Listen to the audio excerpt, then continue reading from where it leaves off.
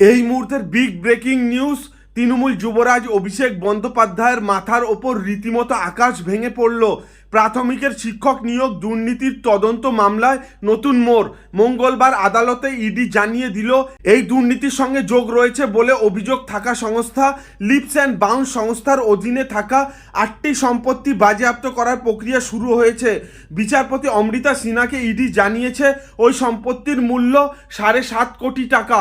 প্রসঙ্গত, lips and bounce সংস্থার CEO পদে রয়েছেন তৃণমূলের সর্বভারতীয় সাধারণ সম্পাদক তথা ডায়মন্ড হারবারের সাংসদ অভিষেক বন্দ্যোপাধ্যায়। এর আগে ওই সংস্থার সঙ্গে যুক্ত সুজয় কৃষ্ণ ভদ্রকে গ্রেপ্তার করেছে ইডি, যাকে কালীঘাটের কাকু বলে উল্লেখ করেছিলেন শিক্ষক নিয়োগ মামলায় ধৃত তাপস মণ্ডল। এই মামলার প্রেক্ষিতেই অভিষেকের আয়ের উৎস জানতে চেয়েছিলেন বিচারপতি সিনহা। অল্প কথায় মুখ বন্ধ খামে জবাব দিতে বলা হয়েছিল। গত 14ই ডিসেম্বর ইডির তরফে সেই জবাব জমা পড়ে হাইকোর্টে।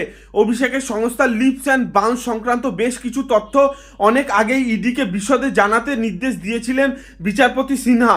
লিপস অ্যান্ড বাউন্স সংস্থার 6 জন ডিরেক্টরের নাম, তাদের সম্পত্তির পরিমাণ, সংস্থার লেনদেন, তার মূল্য, এই সংস্থার কারা উপভোক্তা, তাদের নাম, ব্যাংক অ্যাকাউন্ট, সংস্থার রোজকার কাজ কে দেখতেন, সিইও অভিষেকের সম্পত্তির বিস্তর বিবরণ, তার মা লতা বন্দ্যোপাধ্যায়ের সম্পত্তির বিস্তর বিবরণ, সংস্থার সব কর্মীর ব্যাংক অ্যাকাউন্ট, কারা কবে সংস্থায় যোগ দিয়েছেন, কেন সংস্থার ঠিকানা পরিবর্তন এবং তদন্ত নিয়ে কার কাছে ইডি সাহায্য চায় তা জানতে বলা হয়েছিল হাইকোর্টে।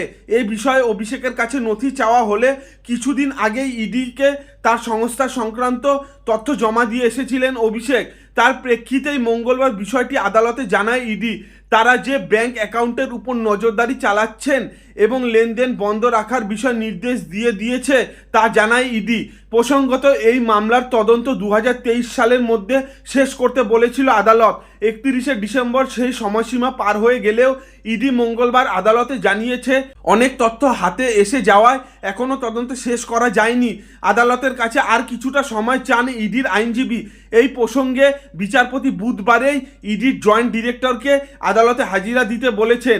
এই মামলায় অন্য দাবি করেছে সিবিআই। নিয়োগ দুর্নীতিতে কারা এজেন্ট হিসাবে কাজ করেছেন তার একটি তালিকাও আদালতে পেশ করেছে সিবিআই। তার মধ্যে উল্লেখযোগ্য নামটি হলো তৃণমূল নেতা তথা বিধায়ক অদিতি মুন্সির স্বামী দেবরাজ চক্রবর্তী। এছাড়াও মহিদুল আনসারি, জাফিকুল ইসলাম, সজল কর, বাপ্পাদিত্য দাশগুপ্ত এবং সৌরভ ঘোষের নাম রয়েছে।